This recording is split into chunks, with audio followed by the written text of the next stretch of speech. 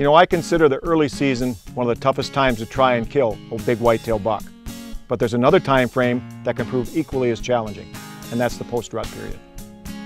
From the Pages Up is brought to you by Nikon, the trusted name in optics.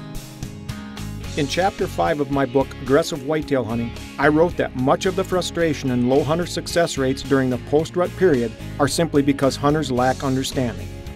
Adding to this frustration and low success rates is the fact that whitetail bucks, especially mature animals, once again revert to reclusive, secretive lifestyles. This isn't to say, however, that it's impossible to connect on mature whitetails during the post-rut. Just like it is during other tough parts of the season, post-rut trophies can be had. The key to success hinges directly on gaining a thorough understanding of exactly what's happening with the deer at this time of year. It's a fact that prolific breeding bucks actually hunker down for a short period immediately at the conclusion of the rut.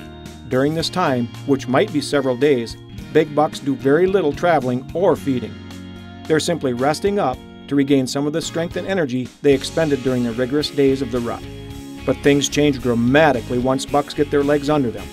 I've personally seen tremendous flurries of activity approximately a week after the rut is concluded.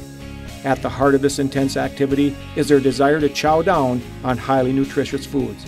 It's interesting to note that mature bucks often become just as caught up in these feeding-related flurries of activity as smaller bucks. However, being successful during the post-rut period requires more than just knowing the exact locations of preferred whitetail foods and the travel routes big bucks are using to reach these foods.